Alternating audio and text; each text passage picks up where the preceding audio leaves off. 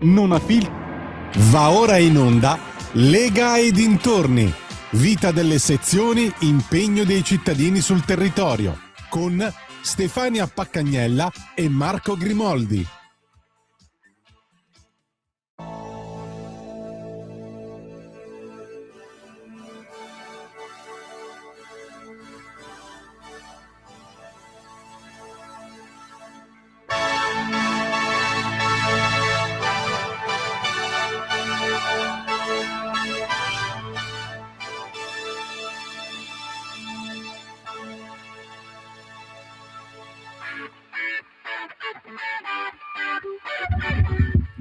Buon pomeriggio a tutti i nostri radioascoltatori da Marco Grimoldi e Stefania Paccagnella. Ciao Stefania, tutto bene? Sì, tutto bene. Purtroppo dovevamo avere qua con noi Matteo Di Benedetto, c'è stato un imprevisto e non c'è con noi, ci saluta tutti i nostri radioascoltatori, lo porteremo qua in un'altra puntata per sapere appunto Bologna che cosa è successo e come la pensa lui visto che vive in queste città. Sì, anche perché sono state fatte delle dichiarazioni abbastanza pesanti dalla famiglia della persona che purtroppo è morta, e parlare di vendetta francamente non ha giovato alla situazione poco. Ma no, ma soprattutto ognuno può fare quello che vuole in una manifestazione seria, non vai contro le forze di pubblica sicurezza, non vai a ferirle, a lanciare, a mettere a soqquadro una città, bruciare macchine, ma per quale motivo? Cioè alla fine poi si scopre che ci sono due manifestazioni, una normale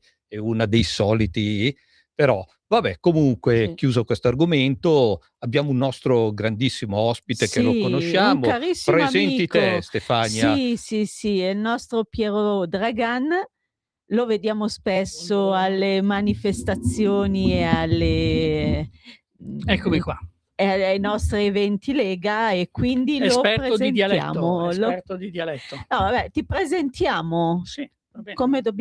Come ogni bravo conduttore lo presentiamo. Faccio io, fai tu, Marco. Ma no, vai via te, Vado tranquillamente. io? So che te sai parlare benissimo il dialetto milanese. Diciamo che sono un po' rigida, quindi. Però c'è la R francese, il dialetto milanese proviene anche da queste. Allora, da 15 anni è promotore della lingua, della cultura e delle tradizioni milanesi attraverso corsi e conferenze. È coordinatore della sezione di cultura milanese del Circolo Filologico milanese. Esatto, milanese, dove svolge il ruolo anche di docente con 2 corsi, quello base e quello avanzato. Ricordiamo che il Circolo Filologico milanese fu fondato nel 1872 ed è la più antica associazione culturale di Milano. È situato a pochi passi dalla Scala, e tra i vari corsi include numerose attività culturali, corsi di lingue antiche e moderne. Quindi niente, iniziamo subito a parlare con il nostro Piero. Diciamo... No, dico un'altra cosa. Auguri Piero. Auguri. È stato il mio compleanno pochi giorni fa. Non abbiamo portato qua la torta, bottiglia di spumante, via dicendo. Di solito le porto io. Vabbè, fa niente, dai. Va bene. Prima domanda, il tuo rapporto col dialetto? Allora, il mio rapporto col dialetto è iniziato in modo serio nel 95-98 con un po' di curiosità. Poi dopo, nei primi anni 2000, mi sono appassionato tantissimo, per cui andavo a vedermi tutti i concerti di Nanni Svampa, di Roberto Brivio, tutti gli spettacoli teatrali che facevano a Milano in dialetto, tutte le conferenze che riguardavano il dialetto, alle Stelline, piuttosto che al Filologico, eccetera. Ho iniziato a frequentare le attività del Filologico e a un certo punto ho detto: qua bisogna passare al livello superiore, bisogna imparare bene la grammatica, leggerlo, scriverlo come si dovrebbe fare. E allora nel 2009 mi sono iscritto come allievo, anche se dopo 2 o 3 anni ero già talmente bravo che ho iniziato a tenere dei corsi. Tutti i 110 lode prendevi? Anche alle sezioni del partito qua di Milano ho tenuto dei corsi di dialetto milanese brevi, così per avvicinare le persone alle regole base. E una delle cose che mi ha appassionato di più è che nel nostro corso pubblicavamo un libro l'anno, per cui da un lato c'era la vanità, no, del fatto di scrivere un libro, eccetera. Dall'altro uno aveva risolto il problema del Natale. Cosa regalo a Natale? Uno regalava il proprio libro e non doveva più girare i negozi a scoprire che cosa diavolo regalare, perché cosa c'è di più personale di una cosa fatta da noi? Una torta, un libro, un invito a cena. Con la dedica, naturalmente. Ovviamente, sempre con la dedica. Quindi quello era stato... E ne ho portato uno che mi è piaciuto di più, a Milan Parlanchi Sas. Vogliamo mostrarlo? Che vedo se si riesce... Sì. Più o meno. Questo libro qua, che cos'ha di particolare? Traduciamolo. Sì, vuol dire a Milano parlano anche i sassi, anche se questo è il gergo della strada, il modo corretto sarebbe a Milan parlen anche i sas, sarebbe stato corretto. Infatti è stata criticata la project manager che ha creato questo libro. E di cosa parla questa storia? È una cosa curiosa. Si inventa questi due personaggi, il nonno e il nipotino, che vanno in giro per la città di Milano e ogni volta si fermano davanti a un monumento particolare, un luogo particolare, e ogni volta il nipotino chiede al nonno: bello questo, che cos'è? E il nonno, quando sta per gli risponde il monumento. E inizia un dialogo nonno, nipotino, monumento, sempre monumenti diversi. Quando è partito questo progetto, io a quei tempi abitavo vicino all'Arco della Pace, ho detto: mio l'Arco della Pace, se dobbiamo dividerci Milano voglio assolutamente farlo io. E sono stato fortunato perché ho avuto 1000 idee ed è venuto fuori veramente una parte bella, molto molto interessante, dedicata appunto a... Piero, io volevo chiederti, Sì, il milanese sì. è lingua o dialetto? Allora, in ambito strettamente accademico, quando si parla ad alto livello, lo si considera una lingua perché ha il suo dizionario, la sua grammatica, una corposa letteratura che nasce nel 1400, però c'è un problema. I parlanti, che come diceva Carlo Porta sono i proprietari di questa lingua locale, come lo chiamano? El me dialet, el nos dialet. Se uno dice a una persona che sa bene il milanese: parliamo un po' in lingua milanese, quello guarda spaventato, dice: che cos'è la lingua milanese?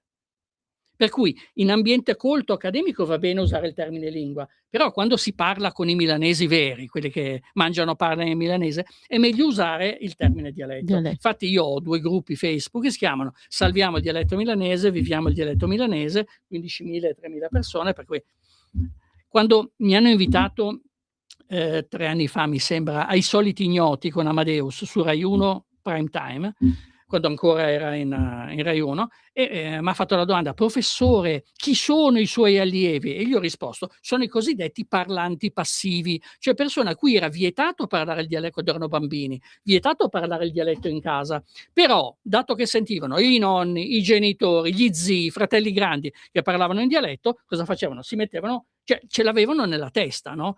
Lo sapevano parlare. Per cui cosa succedeva? Che questi sono quelli in assoluto più facilitati quando devono imparare una lingua, perché ce l'hanno già, no? Non riescono a fare discorsi di senso compiuto e io con i miei corsi gli insegno la grammatica, a leggere, a scrivere, a tradurre le canzoni da cantare assieme in dialetto milanese.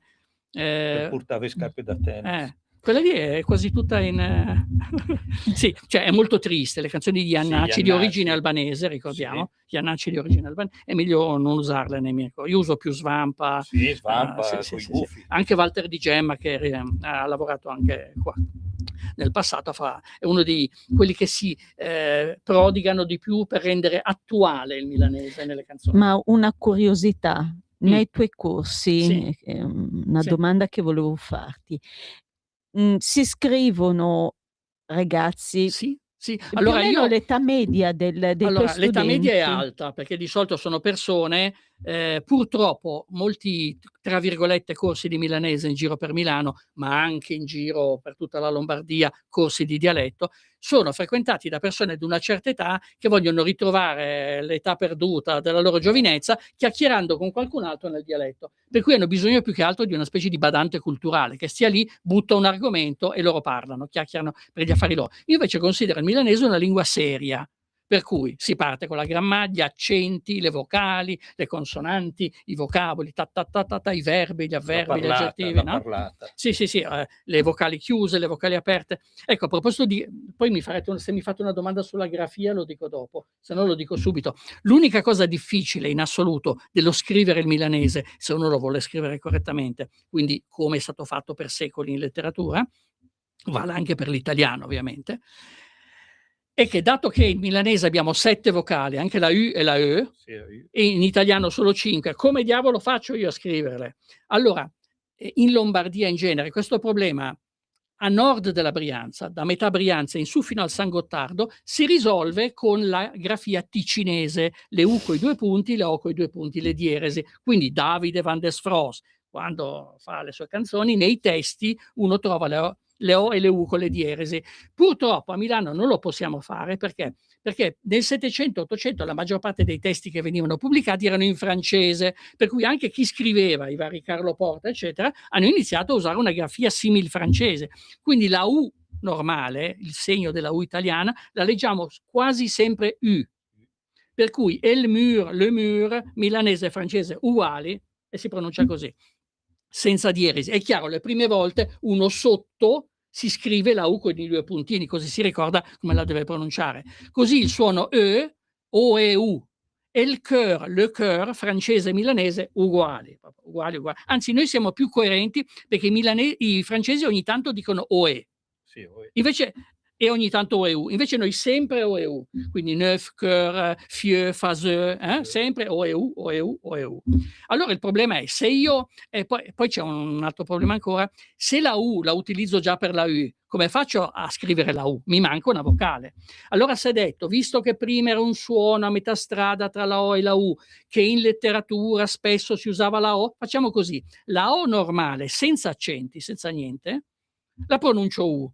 Se voglio scrivere la Tusa, scrivo la Tosa, perché se scrivessi Tusa con la U dovrei dire Tusa. Tusa che no, è milanese, no, non va mica bene. Ecco. Per cui la O singola o doppio, esempio mi vu, vocale lunga 2 O, si scrive con 2 O, o Tusa scrive. Per cui se voglio scrivere la Tusa che la vusa l'è spiritusa, la ragazza che grida è spiritosa, la Tosa che la vosa l'è spiritosa, sono tutte O che si leggono U, no? Per ricordarsi la regola, una cosa del genere. E ahimè, come si fa allora a dire la O se la O la uso già per un'altra vocale? Ci metto un accento grave, quelli che scendono da in alto a sinistra in basso a destra. Per cui dom, so, gio, vot, rebelot, dona, nona, sempre la O con l'accento grave. E queste sono delle cose che ci metto un anno a insegnarle, qualcuno ci rinuncia perché magari è troppo avanti con gli anni. A proposito dell'età dei miei allievi, nel mio corso base ho oramai da qualche anno 40 allievi, di cui 5-6 sono giovani. Sono padre e figlio, no, il padre più anziano, il figlio più giovane, zio, nipote, 2 fidanzati, lui, lei, 20enni. Per cui insomma mi esalta una roba del genere, sono contento perché sennò per il resto l'età media è abbastanza alta, perché molte persone vengono più che altro per sentir parlare milanese, sentir leggere milanese. E brevissimamente una mia lezione è strutturata così: dopo un 15-20 minuti in cui faccio una parte culturale che dipende da quel momento dell'anno, per cui se siamo nei giorni della merla parlo dei giorni della merla, se siamo a Sant'Ambrogio parlo di Sant'Ambrogio e degli obei, no? Oppure Natale alla milanese, Pasqua alla milanese con i cibi tipici, tutte queste robe qua. Quando c'è lì la festa del Montestella, parlo del Montestella del quartiere QT8, no? Queste cosine qua. La parte culturale, 15-20 minuti. Dopodiché una brevissima parte di grammatica, 5 minuti per non annoiare le persone, e le dispense gliele do io, però se uno non vuole raccoglierle gli dico anche che libro prendere, che è quello che ha l'80% del materiale. Poi una dozzina o qualcuna di più di frasi che io dico in italiano, loro hanno un minuto per tradurle in milanese, poi io gliela scrivo alla lavagna per non umiliare, offendere nessuno, dargli indietro i fogli pieni di righe rosse o croci rosse, no? Per cui, ma dato che stiamo parlando di un dialetto, non di una lingua nazionale, ci sono delle varianti. Io dico sempre, questa è la variante principale, voi avete delle altre soluzioni? E le persone mi dicono, a casa mia si diceva così, e io gli dico, guardate, è milanese, non è milanese, va bene, ma è molto locale, è molto... Gli do anche un aiuto per capire che tipo di milanese scrivono o parlano loro. Dopodiché facciamo un esercizio di lettura, leggo una poesia, un pezzo di prosa molto bello, molto significativo, che di solito riguarda quell'aspetto culturale lì di cui stiamo parlando in quel giorno, gliela traduco, gli dico state attenti in questi punti qua, perché è particolarmente difficile da leggere, da pronunciare. Vi faccio un esempio. Se io scrivo el profum della fortuna in italiano, lo scrivo, in milanese si dice il profum della fortuna. È difficile per uno che lo sa bene. Figurarsi questi poveretti degli allievi. Insomma, per cui e poi c'è, dopo che tutti loro hanno letto un 5-6 righe e hanno fatto l'esercizio di lettura, dopo aver fatto l'esercizio di traduzione, gli ultimi 5 minuti li passiamo a, come si dice, a cantare una canzone milanese. La mia preferita è la Sappiur che il mondo è il Disa di Nanni Svampa. Cantata da Nanni Svampa, ma è di Giovanni Danzi. Però guarda, anche microfono.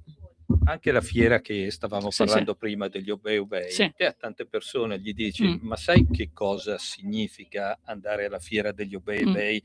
Tanti non lo sanno. La cosa principale della fiera degli Obei, prima era più importante, adesso un po' di meno, ma qualcosa ancora c'è, sono quelle 4-5 bancarelle che hanno dei vecchi libri, i vecchi libri che non si trovano più nelle librerie, eccetera, e sono libri che uno li trova lì o non li trova, perché sono tutti robi vecchi, no? Spesso che hanno questi bellissimi libri passava antichi. la gente, diceva che bei, che bei, Obei. che bello, che bello. Cioè il tutto nasce, mi sembra, nel 1500 e qualcosa, quando già a quei tempi c'era un odio feroce a livello religioso tra Milano e Roma, e da Roma hanno mandato un personaggio potentissimo nel mondo religioso, e questo personaggio potentissimo cosa ha fatto? Ha detto: mi devo ingraziare i milanesi, perché so che i milanesi ce l'hanno con i romani. Allora, entrando la sua carovana di carri, regalavano ai bambini caramelle, dolciumi, giocattolini, e i bambini dicevano Obei, che bei, Obei, e così è nato da allora ed è andato avanti fino adesso. Come un'altra tradizione che senz'altro poi ne parliamo, Sant'Ambrogio. Sant'Ambrogio era stato chiamato a svolgere un determinato compito, e che cosa si perde di bello a Milano? Il carnevale. Quindi lui ritorna e dice no, questo è Roma e fa il carnevale così. Noi andiamo avanti dopo le ceneri fino ad arrivare ai giorni d'oggi. Ahimè, anche su questo caso qua, quando ne parlo da me a lezione, quando arriviamo appunto a parlare del carnevale alla milanese, ci sono addirittura 4-5 teorie differenti che hanno tutte quante come soluzione poi il fatto che Ambrogio ha dato la disposizione di... Però le origini, ci sono addirittura 4-5 teorie differenti, per cui quando uno si appassiona di queste cose si va a finire in un ginepraio di tesi, teorie, cose differenti. Vi faccio un esempio di quanto sia importante scrivere bene in milanese. Se voglio scrivere il peso del pesce e il peso del pes, devo scrivere PES per dire il peso. PES, la E con l'accento grave, che vuol dire la E aperta, è 2S. Per cui se uno, non lo so, scrive GSM con un M solo è sbagliato. Perché se scritto S e M vuol dire i semi. Il semi vuol dire il seme, non noi siamo. Infatti ti dico, una delle domande che volevo farti era perché è importante scrivere. È importante. Infatti, vi faccio un esempio. Esce un film, La voglia vuota. Come scrivo la voglia? Sono due parole diverse. Voglia, come tutte le parole che hanno il GL all'interno, ilunga. Voglia, voeu, ilunga A. Vuota con la I normale. Oeu, I normale A. Insomma, la voglia. Il dialetto milanese per uno di qua lo capisce. Però comunque, la cosa principale è parlarlo. Quella è la cosa fondamentale. Se uno riesce a si appassiona al punto tale, come per qualunque lingua, che vuole imparare la grammatica, vuole comunicare con altri, allora sarebbe consigliabile di imparare anche. Comunque la cosa fondamentale è praticarlo. L'esercizio che io auguro di fare a tutti, che è un esercizio quasi politico di riappropriazione dei milanesi della loro città, è questo. A gruppi di 2-3 persone, voi andate in punti importanti di Milano, Piazza del Duomo, l'Ottagono in Galleria, all'uscita della metro Loreto, all'uscita della metro Cordusio, davanti al Castello Sforzesco, e ad alta voce, che tutti vi sentano, parlate tra di voi a 3-4 metri di distanza in milanese. Prima o poi qualcuno vi ferma. Qualcuno sì, però o perché vuole parlare anche lui, o perché per dirvi ma che lingua stai parlando. Infatti è questo che stavo arrivando. Che lingua te sedrei a parlare? Ma io ti dico, guarda, ne stavamo parlando prima, i miei sono tutti di Rescalda, e già Rescalda, Legnano, Bustarsizio, c'è una Si differenza. capisce, ma c'è già una Faccio un esempio differenza. all'interno di Milano. La mia maestra Alma Brioschi del Circolo Filologico Milanese, che è mancata nel 14, lei diceva: io sono di Porta Ticinese, Porta Cica, in milanese si dice voi vi alter. di altre. Però a casa sua, nel suo quartiere, dicevano vui alter. Era quasi il V francese, ereditato probabilmente dall'Odigiano, dal Pavese, che avevano portato questa variante qua. E così c'erano tutti. Un altro esempio ancora: in alcuni quartieri di Milano, brivido si dice sgrisur. In altre parti dicono sgrisur e sono sempre milanesi, cioè una parola che cambia accento a seconda del quartiere. Questa è la dimostrazione del fatto che quando si parla di dialetti è una cosa, quando si parla di lingue nazionali è un'altra. Per questo io sono molto tollerante. Un altro esempio di mia grande tolleranza: quando ero allievo ci davano le bacchettate sulle dita, se invece di dire verbo potere, mi podi, ti te podet, lui il po, non podum, vi alter pudi, lur poden, dicevamo mi pödi. Però un terzo di Milano dice mi pödi, perché è vero che è Brianzolo, però insomma quei pochi che ci sono qua lo parlano, per cui io dico: guardate, io ve lo insegno quando facciamo i verbi modali potere, volere, dovere, mi podi, ti te podet, lui il po, però se vi scappa nel parlato mi pödi, ma va bene lo stesso, è comunque un dialetto simil milanese, quasi uguale al milanese, cioè non bisogna far passare alle persone la voglia di parlare in dialetto. Infatti in questa epoca, in quest'età, Sì. dove comunque i social Sì. hanno grande importanza, e vedo che ci sono comunque Tanti gruppi, alcuni gruppi Vedi, io ne ho due, milanesi, ma dedicati al Milan. anche gruppi tipo Sei di Milano Set, queste cose qua. Un aneddoto divertente su Sei di Milano Se. Nel 2008 mi iscrivo, cioè mi sono entrato su Facebook, c'era già Sei di Milano Se. Sei di Milano, ma di Milano Milano. Allora, un aneddoto che girava in questo gruppo è che loro avevano chiesto a una ragazza: tu sei di Milano? E lei ha detto sì. Ma di Milano Milano? E lei ha detto no, un po' fuori, ma comunque Milano. Ma sì, di Milano. Alla 20ª domanda che le facevano era di Alessandria. 85 chilometri di autostrada, altra regione, e sosteneva di essere di Milano, perché lei la sera o andava a Torino o andava a Milano, cioè sono 80 chilometri di qua, 80 chilometri di là. Per cui il concetto... bellissimo aneddoto da raccontare ai bambini e ai nipotini. Quando qualcuno chiede ma quanti abitanti ha Milano? Quanti abitanti ha? Bisogna rispondere in questo modo: dipende dal punto di vista. Se noi consideriamo la vera Milano, la Milano della Cerchia dei Navigli, sono 50-60 mila. Se noi consideriamo la Milano di quando è nata l'Italia, cioè il centro storico attuale, sono circa 90-100 mila. Se noi consideriamo, terzo livello, il comune di Milano, circa 1,4 milioni. Sì. Se noi facciamo una foto dal satellite, la macchia di case, cioè dell'edificato, prendiamo dentro anche 2 altre province e viene fuori 4-5 milioni di abitanti. Ma se noi chiediamo a una grande istituzione internazionale, l'ONU piuttosto che, quanti abitanti a Milano, loro ci ridono in faccia e ci dicono: voi potete continuare a raccontarvi dicendo che Milano ha 1.400.000 abitanti. Per noi, dicono loro, che vedono le cose dall'alto, Milano inizia a Lugano, finisce a Pavia, inizia a Novara, finisce a Brescia e ha 8 milioni di abitanti. 8 milioni, dicono loro, perché dicono è un sistema, i soldi vanno a Lugano, c'è questo rombo, no? Dove le persone partono da lì per andare poi a lavorare a Milano, tornano lì a vivere, cioè insomma è un blocco. C'è anche da dire che noi in Lombardia non c'è uno stacco tra un paese e l'altro. No, assolutamente. In Francia tu trovi il paese, poi trovi le campagne, trovi i chilometri e trovi subito un'altra città. Certo. Poi ci stiamo avvicinando alla pausa, è già volata mezz'ora.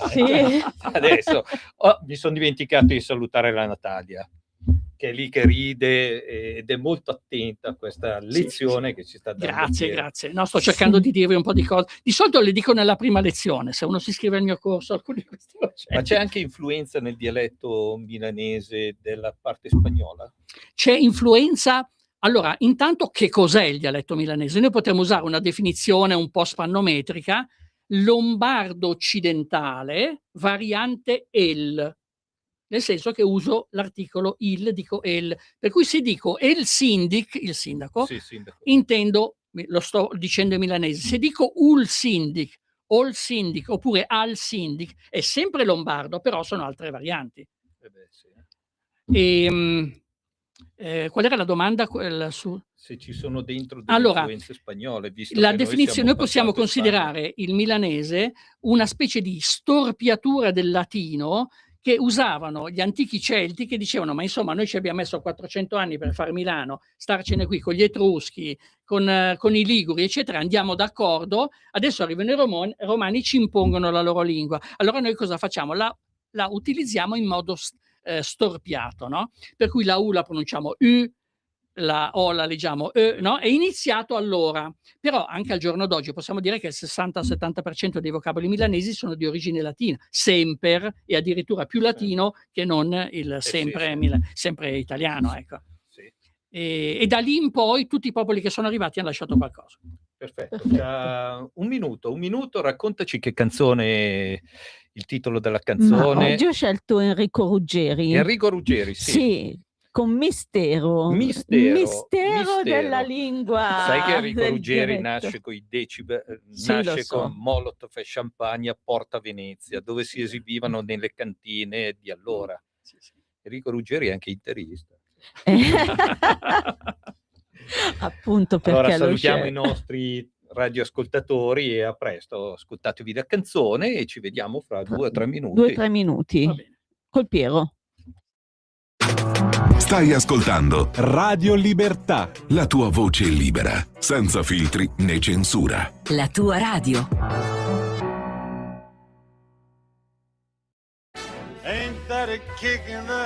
Ascolta i tuoi programmi preferiti, le notizie, la musica che ami e non solo. Con l'app di Radio Libertà puoi interagire con i conduttori, anche quando sei in movimento. Non aspettare, cerca Radio Libertà nello store del tuo smartphone o tablet e scarica l'app gratuitamente. Radio Libertà, tutta la radio con te. Scopri di più su radiolibertà.net. Semplicemente la tua radio. Sempre più liberi con La tua radio è il nuovo sito che mette in prima pagina opinioni, firme, notizie, uno sguardo nuovo e originale sui fatti che ci circondano. Il nuovo quotidiano online. Semplicemente radiolibertà.net.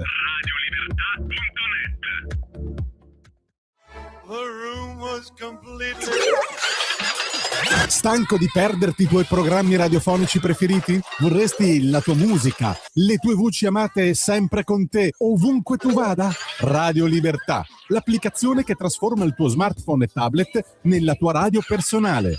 Scaricala ora, è gratis per i dispositivi Android e iOS. Avrai tutta la programmazione quotidiana di Radio Libertà a portata di mano. Scopri di più su radiolibertà.net. Semplicemente la tua radio. Stai ascoltando Radio Libertà. la tua voce libera, senza filtri né censura. La tua radio.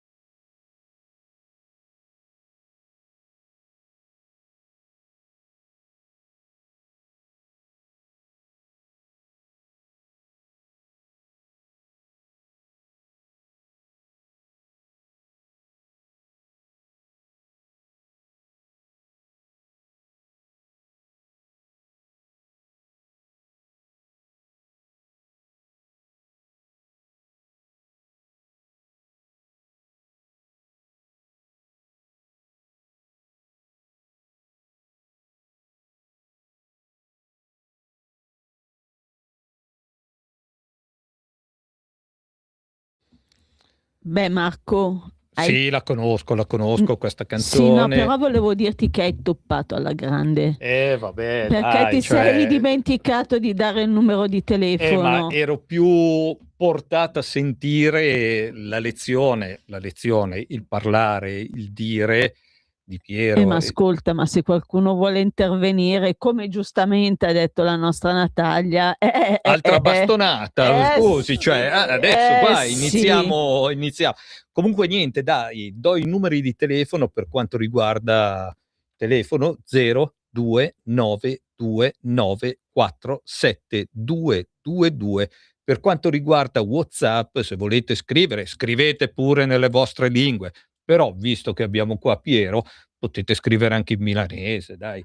340 670 9659. Che Bene, domanda gli facciamo? bravo. Che cosa gli chiediamo? No, Dai. Avete battibeccato, stavo per dire peace and love. No, pace e amour, pace e amour. Ma non peace and love. sai Pace e Piero, amour. noi siamo, ma lo sgrido anche quando ci sentiamo normalmente in settimana, tanto so che ho l'appoggio della signora Paola, la mia Come Paola, si la dice in sua milanese, Paola. l'importante le vesse al mondo. Sì, l'importante è Sì, essere poi sai, ci vogliamo bene. Ci vogliamo Tutto bene. sommato ci vogliamo Io bene. ti dico magari lo sanno già tutti, ci siamo conosciuti per i boxer. Non Ancora guarda che questa non le storia dei mutande, i boxer. cani boxer. boxer. Ci siamo Io conosciuti per purtroppo quello. non ce l'ho più adesso. Fa niente, ce l'avrai. Ascolta, ti faccio una domanda, anzi te ne faccio due di domande. Allora, le differenze principali tra il dialetto e l'italiano, Sì, e volevo milanese, sì. chiederti Mm? una cosa che secondo me si collega, il futuro del dialetto. Perfetto. Guarda, Allora, è arrivato, scusami, ti sì. interrompo, è arrivato, non so chi l'ha inviata, Una Marisa Marisa. Cavallari, Sì. ma che bella trasmissione. trasmissione. Perfetto, grazie mille. Allora, le principali differenze tra il milanese e l'italiano sono, come abbiamo citato prima, i suoni celtici, le O e le U turbate, no? U, no? Le NM nasali in fin di parola, noi non diciamo Milan, diciamo Milan, come se fosse quasi francese. Poi, la posizione del verbo nella negazione. Io non voglio, mi veri no.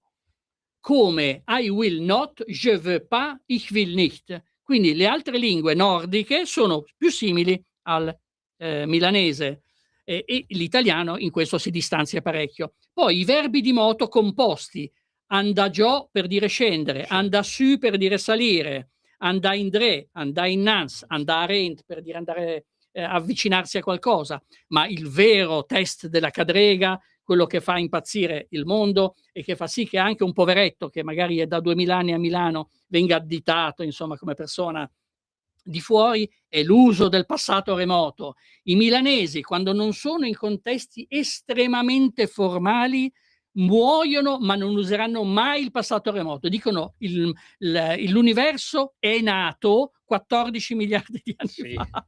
Dicono, usano sempre. Una persona, se è in una tavolata di 20 persone, uno dice stamattina andai, si girano tutti e dicono ma questo da dove viene? E quello che parla correttamente è lui. È un errore che fanno i milanesi il fatto di usare il participio passato anche quando si dovrebbe usare. È quello che il grande linguista Tullio De Mauro chiamerebbe degli errori sistematici identitari. Lui diceva in Italia nessuno parla l'italiano corretto, nessuno. Perché siamo passati dall'utilizzo dell'esclusivo dialetto all'utilizzo delle lingue regionali, per cui l'italo-lombardo, l'italo-romano, l'italo-siciliano, no? E nell'italo-lombardo ci sono un 20-30 errori sistematici. Si aprono e si chiudono le in maniera sbagliata, non si usa mai il passato remoto come tipo di errore. Poi, se il vero test della cadrega è l'uso del passato remoto, ecco, la scomparsa del passato e trapassato remoto che è avvenuta circa 230 anni fa con l'avvento del movimento romantico e la fine del periodo neoclassico, piano piano, anche a livello letterario, le persone hanno detto dobbiamo parlare come il popolo non usava il passato remoto, per cui il nostro Carlo Porta, nelle sue primissime poesie fino al 1800, usava il passato remoto. Dopo no, infatti se uno compra il libro I verbi di Milan non c'è dentro il passato remoto, per nessun verbo, è proprio stato abolito. Poi un'altra cosa divertente e simpatica, in milanese i numeri cardinali 1, 2, 3 hanno il maschile e il femminile. quanti i taul, quanti sono i tavoli? Vun, du, tri. Quanti i cadreg, femminile, le sedie? Vöna, do, 3. Per cui vun, du, tri è maschile, vöna, do, 3 è femminile. Da quater in poi è tutto quanto unisex. Queste sono le principali differenze, diciamo, quelle un pochettino E che usiamo fanno. anche quando chiamiamo la Stefania. Ah, sì, vabbè, quella lì è una cosa che va oltre il milanese, un po' in tutta la Lombardia, il fatto di usare davanti ai nomi propri di persona l'articolo. A meno che non si parli di un personaggio storico. Per cui io se sto parlando del mio gatto che si chiama Napoleone, posso dire il Napoleon, intendo il gatto. Se parlo del personaggio storico, Napoleon. Per Perfetto. cui la differenza è quella. Il futuro. Ah, il futuro, ecco. Ecco, mi stavi Allora, saltando una domanda. una grande aiuto che hanno avuto tutti i dialetti non è arrivato, ahimè, dalla televisione, che soprattutto quella di Stato è razzista nei confronti dei nostri dialetti del nord, almeno dal 73-75, da quando sono spariti Cocchi e Renato dalla televisione. Ed è sparito Carosello, perché Carosello era veramente federalista e faceva vedere le pubblicità in tutti quanti i dialetti, no? Sì. Anche il genovese, che è sparito anche quello poverino. Miguel No? sono sempre mie, ti Sì, ricordo. E adesso sono, ahimè, purtroppo non c'è più nulla, e dopo una discesa continua senza nessuna possibilità di rimbalzo è arrivato l'aiuto dei social. Prima, se uno non aveva più persone vicine, amici, parenti, conoscenti che parlavano il dialetto, con chi lo parlava? Poi per fortuna, grazie ai social, ai gruppi, i gruppi Facebook per esempio, uno trova 10, 15, 50.000 persone che possono comunicare con lui in dialetto. Il più grosso complimento che io abbia mai ricevuto è stato quando ho iniziato a gestire uno di questi gruppi dialettali. È arrivata una persona e ha detto che faceva un po' fatica perché aveva 80 anni ed era quando ne aveva 15-20 che non usava più così tanto il dialetto. Dopo una settimana ha ringraziato tutti quelli di questo gruppo e ha detto: vi devo ringraziare tutti, perché da una settimana non solo ho ricominciato a parlare nel mio dialetto, ma lo sogno anche in dialetto, lo uso nei miei sogni. Vi ringrazio per avermi restituito i miei 20 anni. Una persona di 80 anni. È stato un regalo, cioè il più grosso complimento che abbia ricevuto, perché veramente dare così tanto a una persona con, per me, secondo me, così poco, è veramente è una cosa pazzesca, una cosa pazzesca. Prima Quindi il futuro del dialetto adesso sta risalendo, perché finalmente ci sono tantissime persone che tramite i social riescono a collegarsi con altre persone che anche loro sono appassionate di dialetto. Prima stavamo parlando delle canzoni in Sì. dialetto. Qual è il tuo compositore che preferisci? Allora, il compositore i 3 grandi classici sono Giovanni Danzi, Nino Rossi e Mimmo Di Miccoli, 2 di origini meridionali tra l'altro, Mimmo Di Miccoli e Giovanni Danzi. Giovanni Danzi ha creato alcuni degli inni più importanti. Io so che O mia bella Madonnina è considerato, anche dai bersaglieri di cui faccio parte suonano sempre come inno milanese O mia bella Madonnina. Il problema è che O mia bella Madonnina è percepito come una canzone razzista, che ce l'ha con i romani e con i napoletani, perché li offende, no? Soprattutto dei napoletani. Per cui io, che me ne sono accorto da un sacco di tempo, preferisco, anche perché non se la prende con nessuno, è autoironica, eccetera, La Sapur che il mondo el disa, ma Milano Gran Milano, di Giovanni Danzi, che è una canzone veramente autoironica, simpatica, parla della cucina milanese. Già allora, negli primi anni 50, quando è stata scritta, diceva e c'è in progetto la metropolitana, ma questo progetto sempre più si allontana, no? Proprio. Per cui il mio preferito in assoluto è Giovanni Danzi e questa canzone qua, ma ce n'è tantissimi, sia autori che canzoni. Hai parlato un attimo mangiare. Sì. Adesso sono le 16:12. Sì. Anche il cibo milanese è molto importante, perché molti ci criticano, ma voi non avete niente, noi abbiamo qua. Allora, a questo proposito, un proverbio che ha almeno 600-700 anni dice: la courte a Roma, la cuisine a Milano. Perché? Perché la corte, cioè la politica, era quella della Roma insegnata dalla Roma papalina, Certo. per cui la vera politica si poteva imparare solamente a Roma.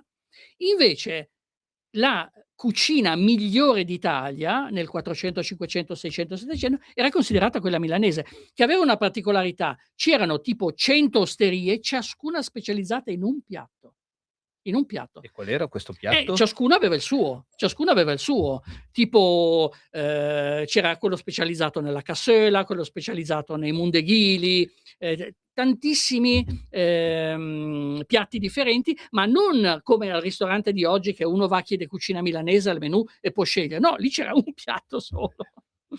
Guarda, è tanta roba, perché se andiamo a vedere anche la cassola dalla parte in Lombardia Milano, ce n'è 1000 varianti. sì, però di cassola. più Milano, Sì, sì. Varesotto, Sì, Comasco, Lodigiano, Cremonese, Sì. lì la cassola È fanno e poi In un ognuno modo, ha la sì, sua variazione di cassola, perché alcuni mettono dentro Adesso si usa la cassola light, quella leggera, ovvero quella senza la gotica, cioè solamente con i verzit, no? I salamini e qualche costina e qualcos'altro, e poi dopo le verdure, perché in questo modo è più accettabile anche dalle persone non esperte di ma cucina. mia nonna la faceva e ti dico, quella doc è stava differente, impiegato col musetto, il piedino, una giornata, poi la metteva lì, tu trovavi un bello strato grasso sopra. Io dedico una lezione solo alla cassola, una lezione delle mie, e do 7-8 ricette, e ovviamente parlo bene, sono anche delle poesie, libri interi di poesie dedicati solo alla cucina milanese, in cui la ricetta viene trasformata in poesia. Quello è una particolare. Sì, perché poi se tu vai, senza offendere il meridione, fanno anche loro una cassola come più o meno similare alla nostra, fatta in un'altra maniera. Sì. Cioè, in Francia c'è le cassolette de canard, zona Cassoulet, Montpellier, le cassolette de canard, che c'è dentro i pezzi Sì. d'anatra, i fagioli. La vendono anche in lattina, il Ce l'ho a cassoulet. casa, l'ho trovata. Come i fagioli di Bud Spencer. Ma i fagioli di Bud Spencer sono al Pia. Io stare attenti che... Piero, Prego. tu sei sempre gazebo quando li organizzate a Milano. Qualcuno ti interroga sotto al gazebo? Se prendo una persona che parla milanese, che ha l'accento milanese, un'oretta a parlare di dialetto la passiamo, è evidente, perché non sono tantissime le persone, come appunto io ho detto a tutti quanti, mi raccomando, anche quando vado a fare la spesa all'Esselug è la stessa cosa, Cioè, se sento una signora che dice un'esclamazione, una roba in milanese, dico brava signora, brava, continui così, non smetta, soprattutto in coda alle casse.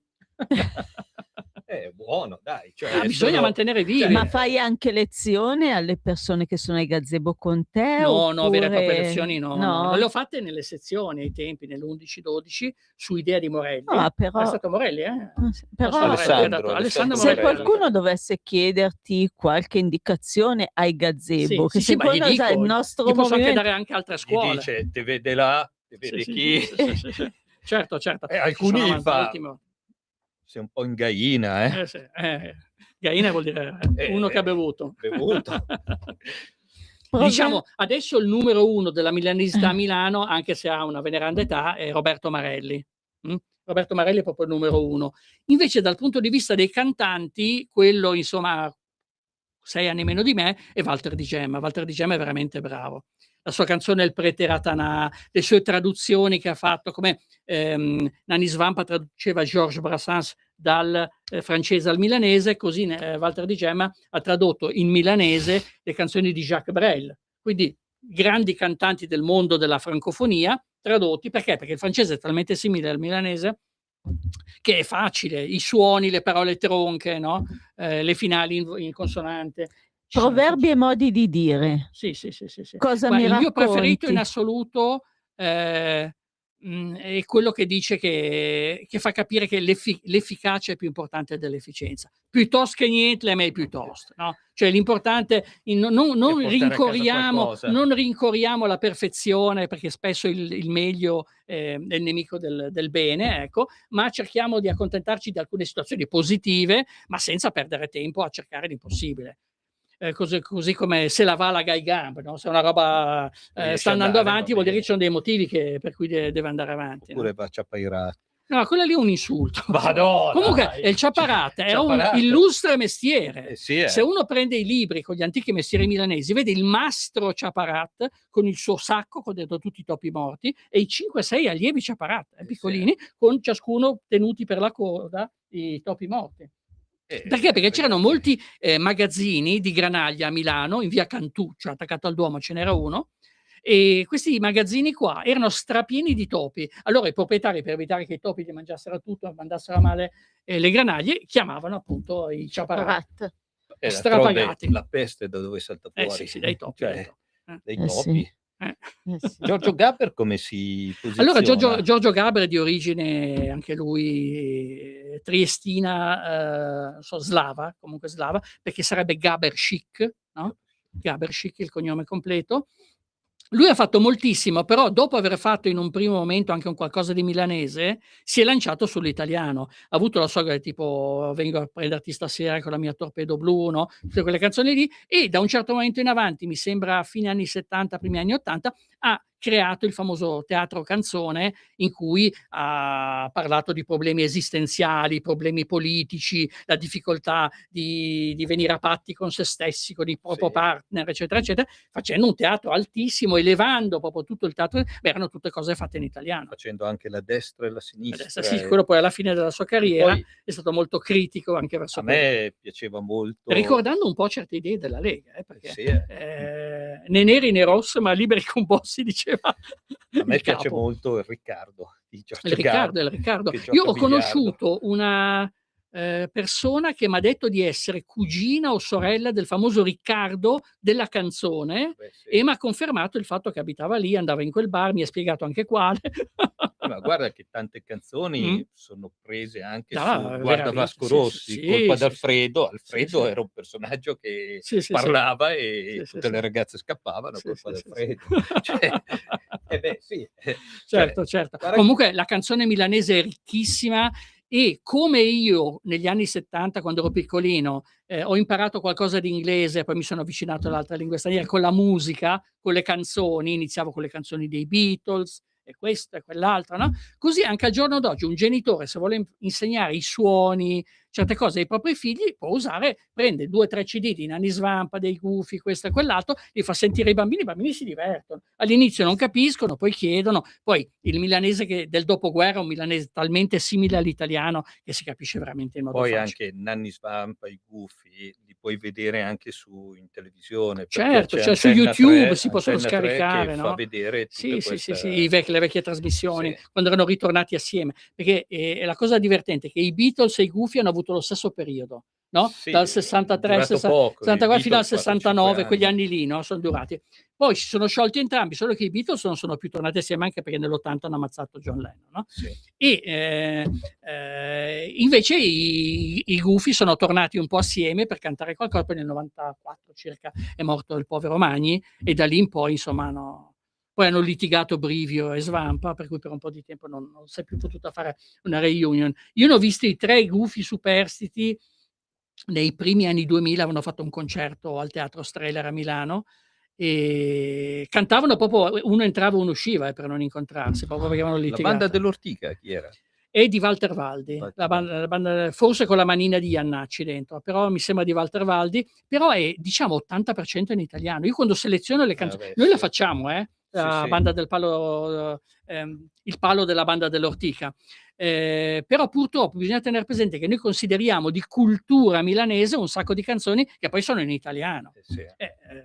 Sì, con affinità. Sì, magari Milano, la pronuncia è fatta in un certo modo, però mi spiace, e io, dato che tengo un corso di milanese, devo usare delle canzoni che almeno per il 70% devono essere milanesi, se no si esce dal seminato. Quindi la signora Stefania, la Sciura Stefania. La Sciura. Se la mever quinta su. Cosa? Che cosa vuoi? Faccio la traduzione. Ma lo so. Non ti voglio mettere in difficoltà, Stefania. Cicciaremi in Meneghino. No, sono affascinata, perché comunque è un mondo enorme. Uno potrebbe parlare 50 ore di milanese, di ricette, di cultura, di luoghi. Io personalmente una delle conferenze, ho tenuto un 30-40 conferenze fino adesso, quella a cui sono più affezionato, uno dei danni, secondo me, che viene fatto purtroppo ancora adesso a Milano, è quello di dare i nomi delle fermate della metropolitana non in modo identitario, rispettando il cuore, la sensibilità di un quartiere, ma esclusivamente per i turisti, per chi viene da fuori. Faccio un esempio: Bande Nere, cosa gli costava chiamarlo col nome della cascina più vicina? Ci sono nomi bellissimi delle Precotto sì, l'hanno mantenuto. Villa San Giovanni, Precotto, Gorla, Turro vanno benissimo, ma Rovereto, che senso ha? Rovereto è lunga 30 metri come via. Sì. Potevano chiamarla Turro Trotter, perché la parte sud dell'ex comune di Turro, vicino al Parco Trotter. Vogliamo usare nomi nuovi? Va benissimo. Pasteur, che è la prima a nord di Loreto, la chiamiamo Nolo, no? Va benissimo, è terra di nessuno, non ha nessuna attrattiva così particolare. No, sai cos'è? Che entrare con domande, per carità, che possono essere interessanti, mi sembra di disturbare, entrare a gamba tesa in un discorso che sta filando via liscio, e penso che possa interessare di più questo mettere assieme tante cose. queste chiacchiere che non hanno una domanda ben precisa, ma è un insieme, come dici tu, di informazioni tra due persone che vivono Milano. Io non ho mai vissuto, mio marito è di Milano, nato a Milano, ha vissuto a Milano, me lo son portato Due a nomi Nosa. di fermate della metropolitana che hanno una base proprio molto molto milanese: Cordusio, la corte dei duchi longobardi, il vero centro di Milano è Cordusio, e non è Piazza del Duomo o San Babila, e Brenta, perché il Brenta era l'unità di misura, era una specie di cono che veniva usato per mettere vino, mettere granaglie, eccetera, eccetera, ed è una parola celtica addirittura.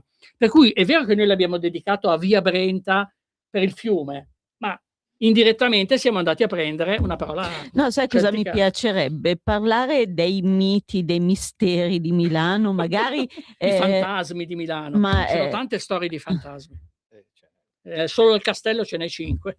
Il castello è Tu lo pensa spazio che di dal vicino. castello c'era la strada che portava i signori in Duomo. cioè, secondo me son cose affascinanti che comunque, ti dico, con delle domande, come dicevo prima, precostruite, o cioè poi alla fine è meglio un discorso Una che bella vale chiacchierata una in cui si bella toccano tanti chiacchierata, argomenti. anche i nostri Però vedi, Stefania, radioascoltatori, cioè quello che stai dicendo è bellissimo, la trasmissione sta andando avanti bene, però alla fine stiamo parlando delle nostre tradizioni. Perché se vai a vedere, le nostre tradizioni sono queste. Magari tanti ascoltatori non conoscono Milano, non conoscono, come anch'io ho conosciuto alcune cose che ha detto che non le sapevo, per l'amor del cielo, però è bello. Ripeto, la finalità del progetto iniziale nostro, perché comunque non so se lo sai, ma la nostra volontà è proprio quella di far conoscere le varie realtà. Se uno si vuole avvicinare al milanese, allora intanto può frequentare dei corsi, no? Se uno vuole partecipare, eccetera, eccetera. Può ascoltare delle canzoni, scaricarle da YouTube, eccetera, eccetera. Ma è fondamentale avere un dizionario, perché uno potrebbe dire: ma come si diceva quella parola in milanese? Se uno ha il dizionario, per esempio il dizionario milanese della Vallardi, ce l'abbiamo. È stato fatto dal filo. Questa è la prima edizione. Adesso abbiamo presentato a gennaio la 10ª edizione di questo dizionario, sempre fatto dalla Vallardi, ed è proprio una cosa bellissima. Ci sono tante tante parole e anche dei proverbi, dei modi di dire. Ti interrogo, cosa vuol dire verzé? Sì, dai, verzé. Allora il verzé è importante perché Carlo Porta, quando, per dire che lui aveva imparato Milano dai milanesoni, non l'aveva imparata a scuola il milanese, lui diceva: mi sunt andà alla scuola del verzé. Perché? Perché il più grande mercato di verdure di Milano era tra Largo Augusto, poi l'hanno spostato in Largo Augusto, prima era proprio a sud del Duomo, dove adesso c'è la sede della polizia locale, e si chiamava il verzé, e venivano da fuori Milano, soprattutto dal quartiere Sarpi Canonica, il Bourg di Urtulan, e portavano appunto, o di Scigulate, e portavano appunto le verdure che venivano Scigulate. Cipollari, quelli che venivano da cipolla. Senti Piero, noi siamo arrivati a un minuto dalla fine. tra me, la Stefania e te Sì, c'è sì, stato sì. un bellissimo racconto, tante belle cose. Ci prometti che ci vieni a trovare ancora? Sì, sì, sì. Allora, la cosa più importante che ho fatto, a parte insegnare milanese, è Abbiamo un stato: ho minuto, partecipato a un progetto della Corte dei Conti, quindi livello altissimo, tradurre la Costituzione della Repubblica Italiana in 20 dialetti locali, parlate locali, e io ho fatto quella per il milanese, che rappresenta tutta la regione Lombardia. Non solo, ma se uno va con il suo cellulare sul QR code alla fine della traduzione, sente la mia vera voce che racconto 4 articoli della Ecco, Costituzione. allora la promessa è che ritorni in Va bene. Mi trasmissione e piace quello dei parliamo. fantasmi, dei Sì, sì, cose No, parliamo anche di misteriose. questo, anche ma di quello, parliamo sì, anche seriose. ci mettiamo della d'accordo, possiamo toccare altri. Costituzione tradotta nelle lingue dei Sì, sì, sì. dialetti Progetto tra regionali. l'altro partito da dei giudici, per cui insomma Vabbè, insomma. Perfetto. è una cosa. Niente, Stefania, salutiamo noi tutti. salutiamo Vedete. tutti, innanzitutto Piero, sì. Su me. Grazie. Sì. Ve saludi, Salutiamo. se vedum. Se vedo, ci vediamo a tutti i nostri radioascoltatori mercoledì prossimo Certo. con un'altra puntata Sì. e andremo a trovare anche una gentil donzella. Sì. Va bene, grazie a tutti e buon martedì, no, oggi è mercoledì. No, mi devo far bastonare, ogni tanto ci vuole così. Sono le 16:29, salutiamo tutti e a mercoledì prossimo. Grazie Ciao. Natalia. Avete